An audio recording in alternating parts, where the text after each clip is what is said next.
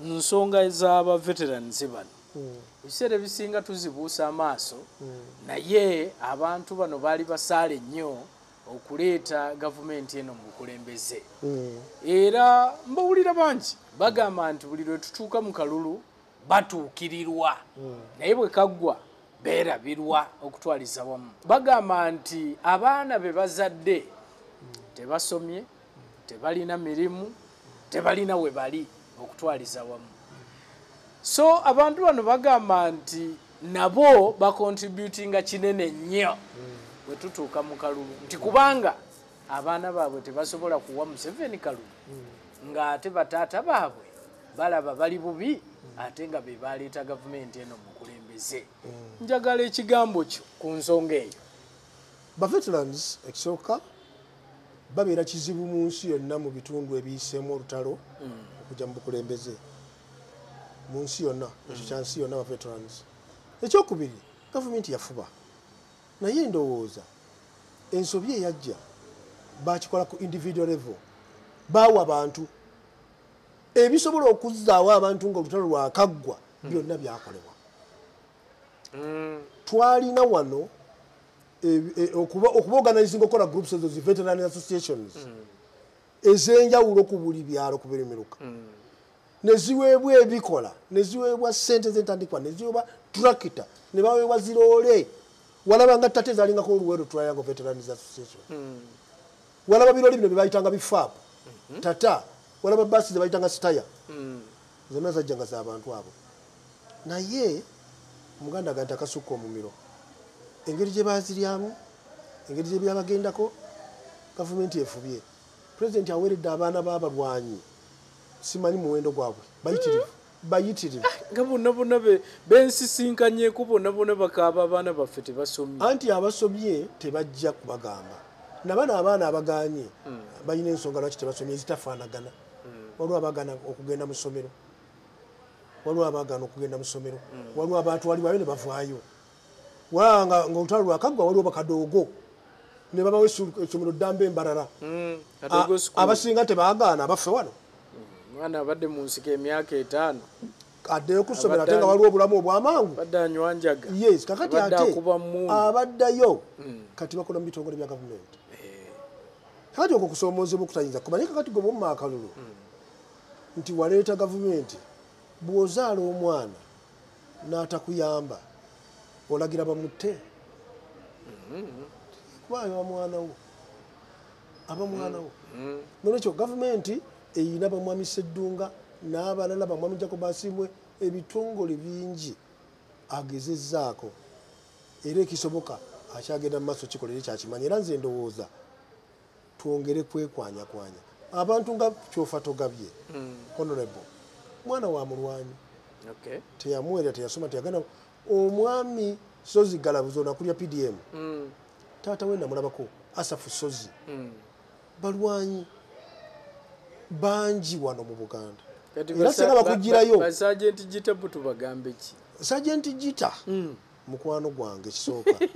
naye ebintu bye birimu engeri sijja kumwogerako kati kubanga Sergeant Gita abamutegeka balina okumanya engeri gye balina omutegekamu bo bwajja bwati ndoza bamukuza ekyejo bana aba gavumenti bennyini nga bamuwayo bamuwadde nga asooka ddeyo ng'asirika ziggwawo bategeke muntu naye ate sigaana nti tebalina bulumi obulumi babulina era ekyo ndoza kankikomyawo era kikomyawo kubanga nze mukwano gwange ayinza okundya nyinza okubanga nakasinkana abawera 10 okutwaliza awamu naye nga buli ajja agamba abaana bange tebasomye kubanga talina buyambi agamba bwe nawummula bampa emitwalo 15 n'amabaati 20 naye nali sirina waka nayingira nga ndi muto so ebintu ebyo naye babigamba ggwe naye bwe babigamba bali abo abakolangako amuga nti gwe twakuwa ekintu gundi ekirala nze bwe nali ekitali bino ekitali kino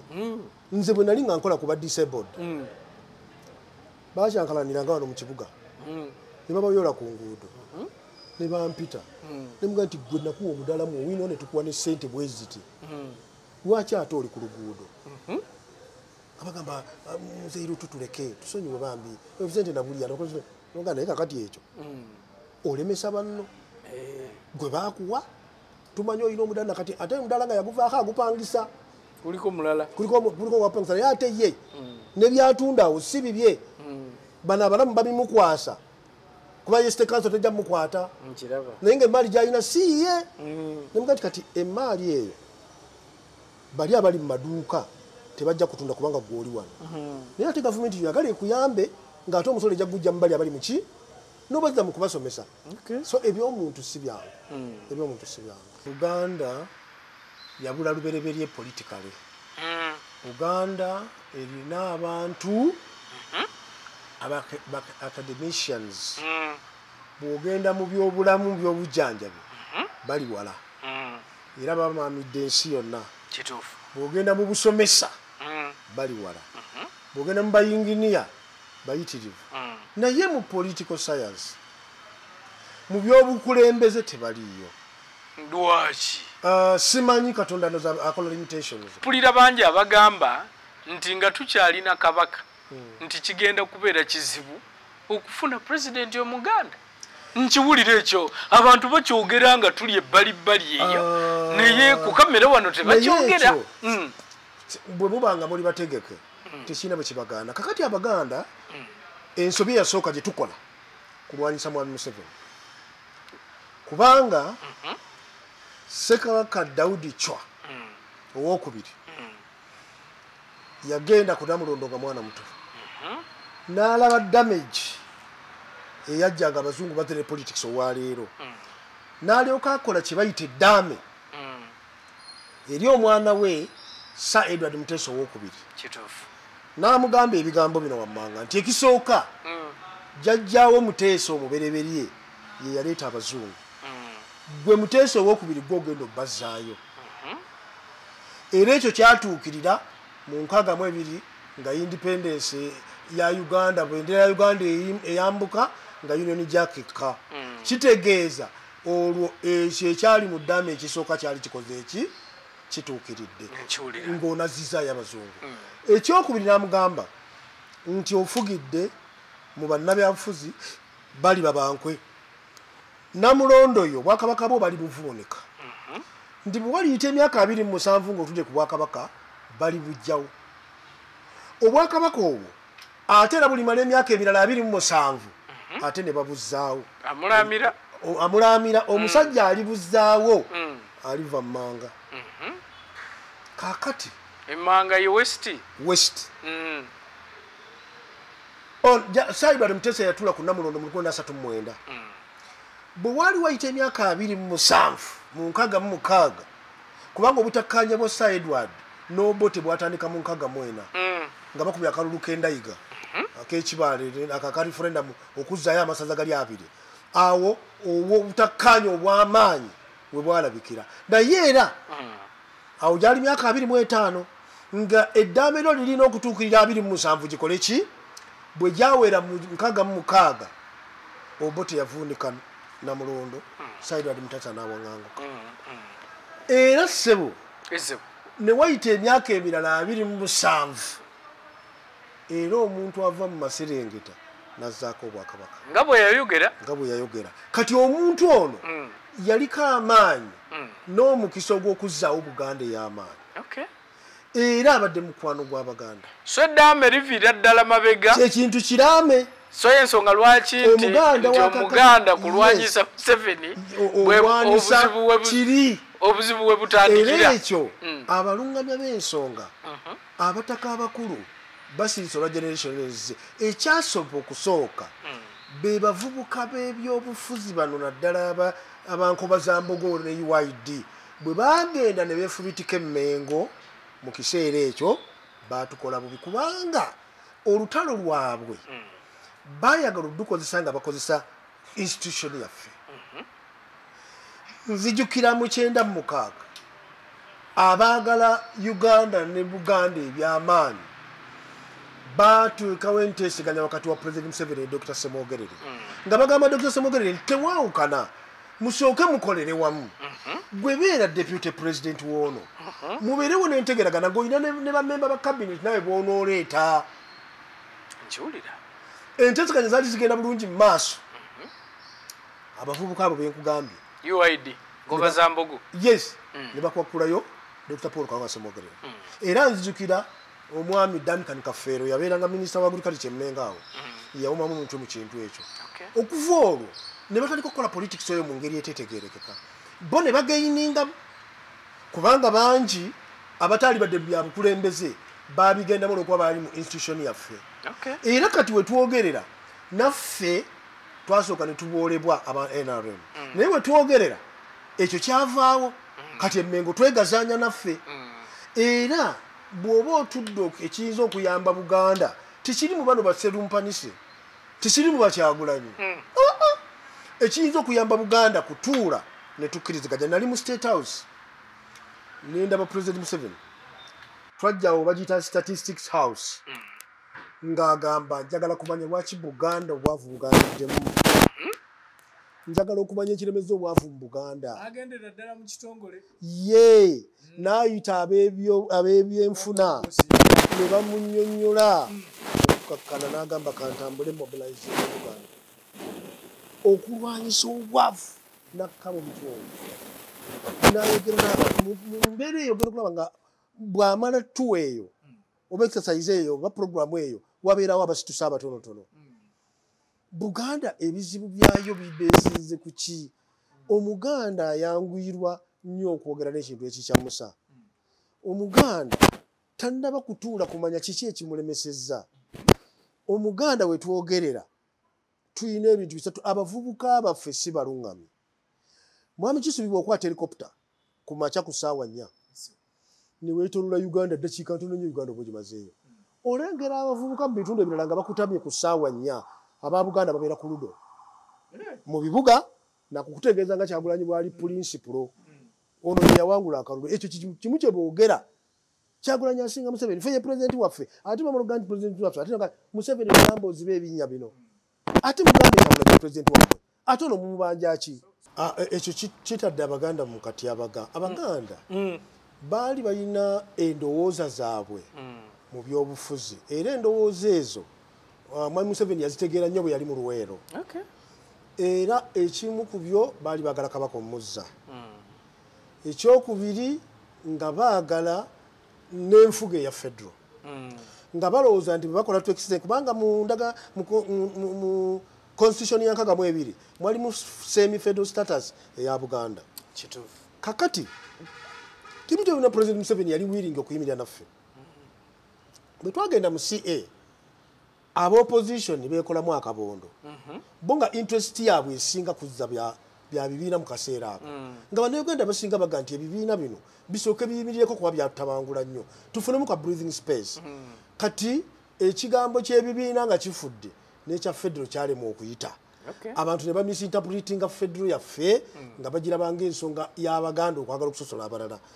naye president n'atetenkanya n'atuula n'abakungu ba Buganda e Masaka bo bennyini nga bakulembera ekitiibwa John Katende ne bagamba nti tujja kukolawo chata bwe baati bateesa ku federo kubanga ebirowoozo bya bannayuganda mu CA ebitundu 97 ku buli 100 mu Buganda baali basemye enkola ya federo ate mu Uganda eyawamu ebitundu 67 ku buli 100 nabo baali bagala ki kati batuuka mu CA okutematema federo ki abantu gye baagala enebeetya ne bakola federal states nnya nga mulimu Eastern Federal State, Northern Federal State, Central eno giwaliise Buganda ne Western batandika okubaganya ebirowoozo ng'omukonjo nti nze ekinjagaza federo kwekutula ku mutoolo jjukira baali mu Bwakabaka bumu ne baawukana omwamba agamba nti nange ekinjagaza federo saagala kutambula na mukonjo omuteesa agamba nti nze ekinjagaza federo saagala kubeera na Mukaramoja wadde tuliranaganye omulanga agamba ekinjagaza federo saagala kubeera na Mukyoli kakati bagenda okuanalyzinga ensonga ezo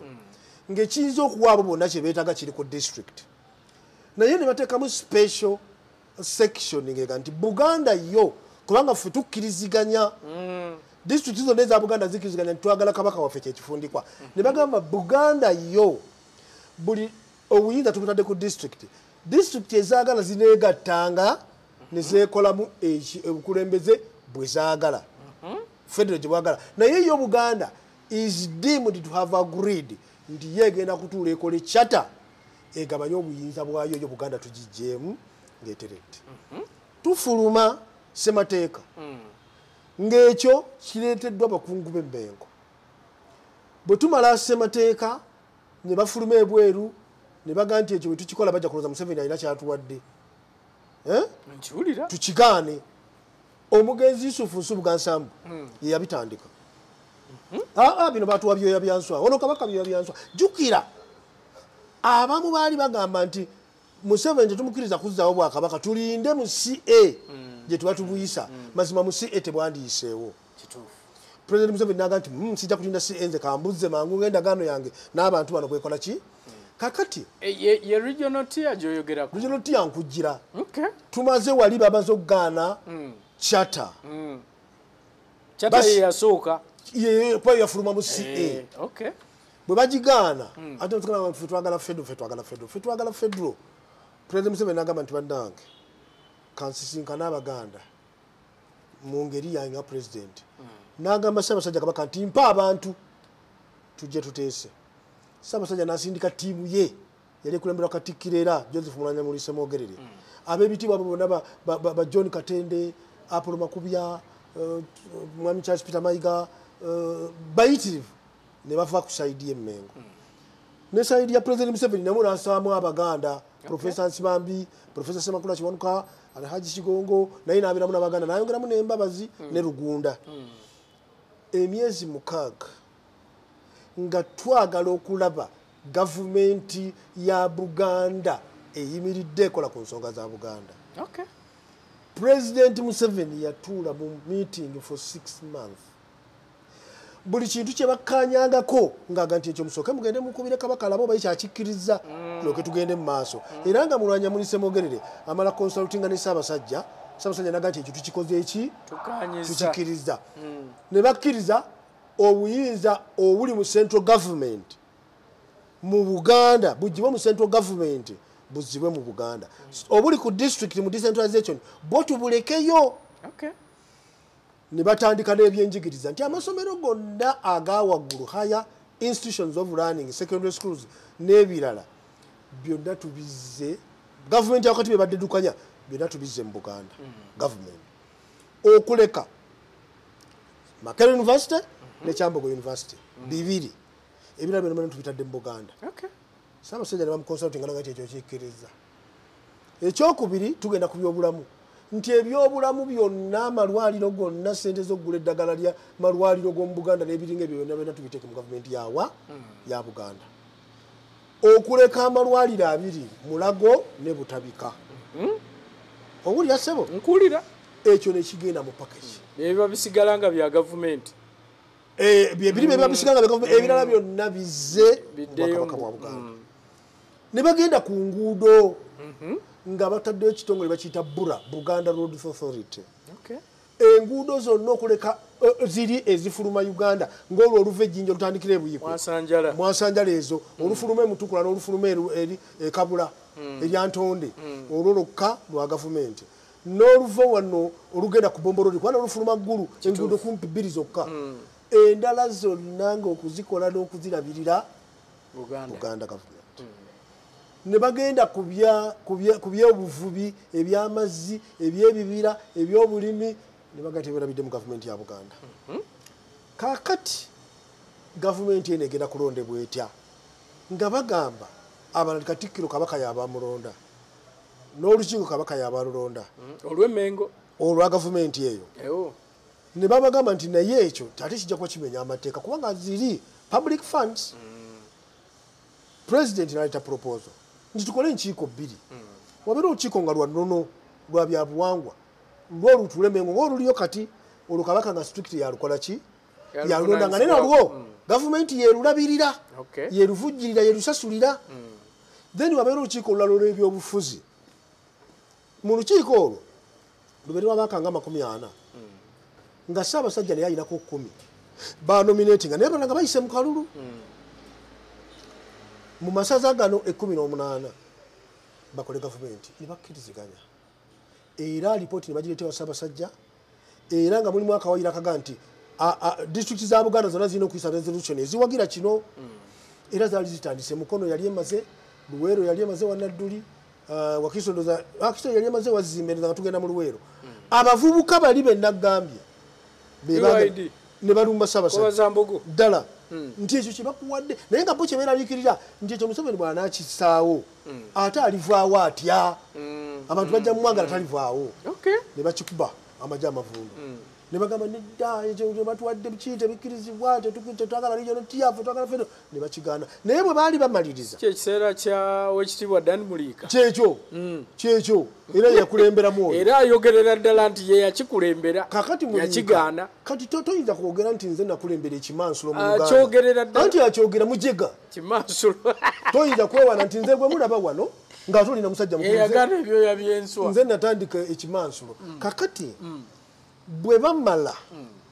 closing remarks mu State House zaali Oweekitiibwa Munnanyamuli Ssemwogere yagamba Ssebo President tweyanziza bye tubadde twagala mu federal kumpi bituwadde naye ekizibu kyotulekedde eno kugiyita regional tier omuganda tajja kumatira na kigambo regional tier lwaki tukiyita federal President amugamba nti nange abali ebweru wa Buganda bwana uli ekigambo federal bajja kunyiikaala nze njagala gwe ogenda onnyonnyola Abaganda bye mufunye nange nnyonnyole bali lwaki tukikoze Oweekitiibwa Munnanyamuli namuga nti gwe bw'oba otambula olina ssente ffe tugenda kumobilizinga hawo naga nti bajeti yange ya State House tugenda gigabana nammwe mutambulira ffe tutambule kwe balumbira kabaka Munnanyamuli bamuwadde ssente awo weewava obuzibu okukakkana nga omukisa ogwo kati bw'otunuulira bigenda mu maaso obwakatikkiro ne bukomaawo tunuulira bigenda mu maaso nga mu covid bw'olaba essente nnyingi ezaakola mu covid Buganda yali managinza amalwaliro gaayo okugula eddagala mu malwaliro singa twali mu nkola ebi yes kubanga sente zonna gavumenti yabakati yaliradde nga ffe kati ezowulira nti twawayo sente okukola oluguudo obuwumbi 55 oluguudo lw'ejindwa ebyo byonna twalibadde ffe tubyekolera kakati mu kaseera kano abaali balowooza nti bwe tunaabikola binalemezaako Museveni yavaako kyali kya bujega Buganda ebiginyiga kati immediately ekisooka security kubanga abaana bano abavubuka abakuze nga tebamanyi kukola kintu kyonna ate obudde bwe buziba basiiba baleekaana balumba ebiyumba by'embizi z'abali abakola embizi zisula ku mugomyo enkoko bazibba amatooke bagabba emmwanyi bawulula ku muti kati n'abasigadde nga balina kye bakola nabo tebakyalina ssuubi obwo bwe bwavu obukudde jembe bwe butunze abantu ebibanja okubimalako kyekigoba abantu ku ttaka kati ayinza okuyamba Buganda alina kuddayo ku addressing ebyo at this time so oba Kyagulanyi mumukoze mutya oba mulonza akalulu akafitina nti katukulabeko mweragako mwekka oli ayinza okubuuza nti kuba walimbadde kuba leaders naye omuntu bwakubuuza n'agamba nti lwaki Buganda naddala akalulu akaggwa yamma President Yoweri Museveni akalulu oyinza kiddamu oti era kyekiyinza okukolebwa okusobola okulaba nga kano ketugendamu nga yeeyubula nze jjukira nali ku kakiiko ka Presidential Land Task Force butereevu akamanaging okuleta amendment mu tteeka ly'ettaka etteeka ly'ettaka ne tuliisaawo nga batutaddeko ekifuba nti Museveni ayagala kubba ttaka era nga ffe ne batwogera ebigambo by'otulabanga etteeka ly'ettaka lyali ligamba nti wabeerewo land fund abantu abalina ettaka mu Buganda batwale ebyapa byabwe mu gavumenti kifo ky'okubibuza bali mu kifo ky'okuguza katushabe genda mu land fund gwe bakuwe ssente abataka bali abali kuli abasenze gavumenti eribawe ekyebunyolo kyakola mu Kyoga mu 2007 President yagamba Prime Minister wa Bungereza wano Munyonyo Gordon Brown nti bwe mwali mugaba ettaka mwaleeta ekizibu kya ownership eriddyo ey'emirundi ebiri twagala ow'ekibanja n'ow'ettaka ddala twagala okusasula ab'ettaka baviire oba ab'ebibanja oba okusasula ab'ebibanja baviire ab'ettaka. Gavumenti ya Bungereza netuwa £700 million negamba sente ezo tugenda ziba mu myaka 10 70 million per year for 10 years from 2007 to 2017. Esente ezo zakola nnyo ebunyolo bagaba ebunyolo bagabira abalandlord esente ne bakowa ne bajula bawa 3 naye Bannayuganda bangi mbadde nga mbawulira nga bagamba nti lwaki Land Fund ekola bunyolo tekola Buganda era kati yajja Buganda weeri naye sente teziriwo. Nsayogera naawe ekyapa ekyange nakiteekayo 2019 sinnasasulwa. Kakati awo bwe nfuna omuntu naŋŋamba lutuka nkuwa ebibiri nize ebbanga lyonna sikwata ebibiri ng'ogamba gwe faafaagana nabo ajja bagoba. Ekyo gavumenti kirowooze ekyatukubya mu kalulu. Ekisooka nsonga y'ettaka ebibalo bya gavumenti byalaze nga Buganda eri 7 million people ye biggest ethnic group mu Uganda. Kati group efaanana bwetyo bw'ogireka olw'embeera eyo nagye twogedde n'ebyenfuna ebiri wansi ne yeetunda ettaka ne bafuuka homeless kijja kujja kikobe kizibu kya gavumenti. They shouldn't be homeless. Government must come in to protect these people. Measures hizo nazo nezikoleddwa zino za pain killing. There must be a solution. Luli nalaba ekintu ekyanneewuunyisa mu Land Fund mwalimu bilioni 3.7 ate ne bazijjamu ne bakompensating omusajja ono Bosco Muwonge ayinamu poloti 2 mu Kisenyi poloti 2 mu Kisenyi yiika 2 bilioni 3.7 ebazimuwa omuntu omu. Kakati ekyo kinastopinga kityogoba abantu mu ttaka ekyo kyatukubya mu gundi obwavu obulemeddwa okugayidinga abantu n'ebyobufuzi ebibi byatukubya akalulu mu kiseera ekyo naye nga fe obuzibu bwaffe obwavu tubwaŋŋanze butya twaŋŋanze tutya okukyusa embeera z'abantu twalekeraawo lwaki okusomesa abantu bano PDM nayo pulezidenti njagala omubuulira NRM yagaana okukozesa abantu bayo 3 abali ku kyalo. PDM eyo senga abana 3 bali involved yali badde etambudde bulungi. PDM omukyala John Kakwenzire bwe yali agigezesa poverty alleviation yagitandisa Bushenyi okugigezesa for some years naye ate Bushenyi yali already rich district erina abakazi b'e Bushenyi bakola nnyo bamaze emyaka gisukka ne 3 nga batwala ebweru amatooka aga powder balimi balunzi bakozi. Kakati district engagga sijogezesezako ate ekinajja abantu bwavu yaligenze mu district ez'omu Buganda ebusoga enabbira tuuku eri obwavu obukudde jembe n'ogezesa parish development model mu district ezijjudde obwavu. Nze mmanyi ekigendwa kya president kituufu ekya kufuula Uganda welfare state nti tujja ssente ku bagagga ennyo netuwaako ku banaku. Parish development model ejja kukola naye wajja kuyitawo ekiseera ate tulina okukyusa strategy tulina okuteekamu ba elected members of the national resistance movement at the village level. Asatu aga 3 Uganda erina ebyalo 7,000 ebyalo 7,000 asatu gagakola milioni 2.10 eyo power base nene nnyo eri ekibiina kya NRM bwe tukka ne tukozesa eyo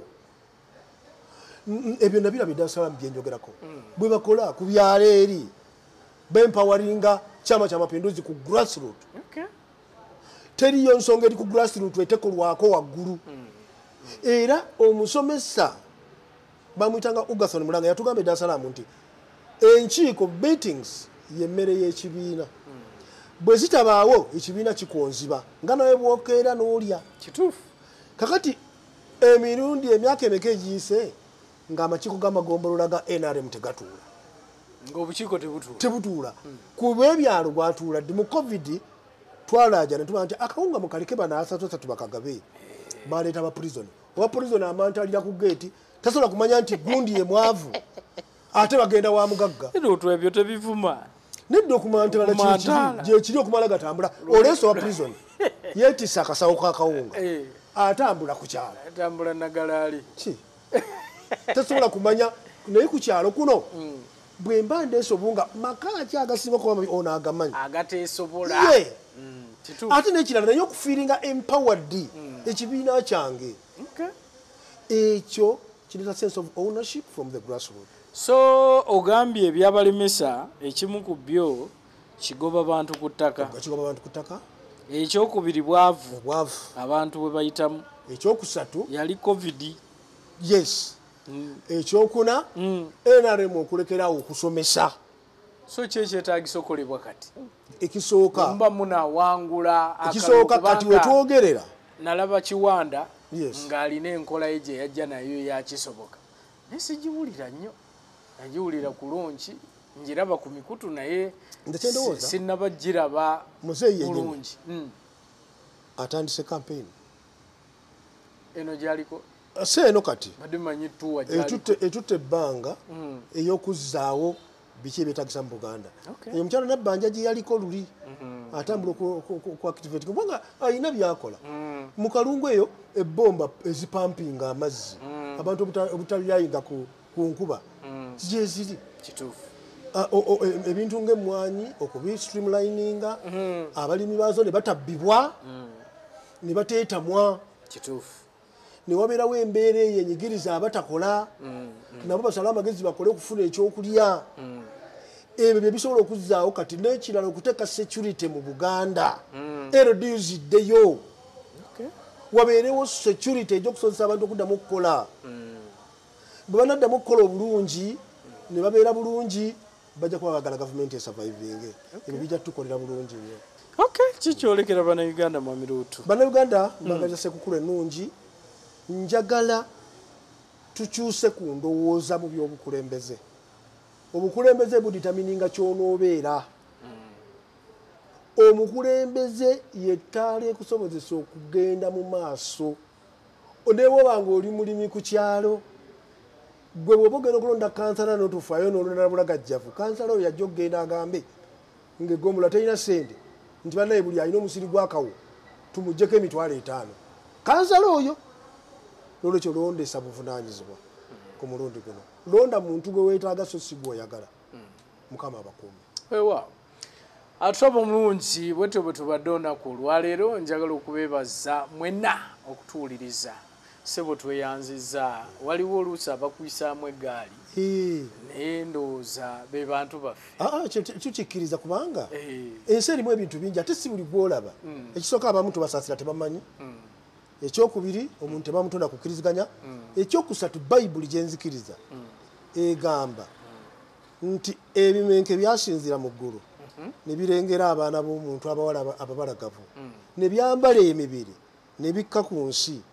ne byegatta n'abakazi abo ne bibalekera embuto byo ne byeyambula ne biddayo kati abaana be baazaala gye bayita emiswaswangule be ebintu balina birabira mu sitayiro eyo atulaba omulungi tuddemu omulundi omulala mubeere bulungi mweraba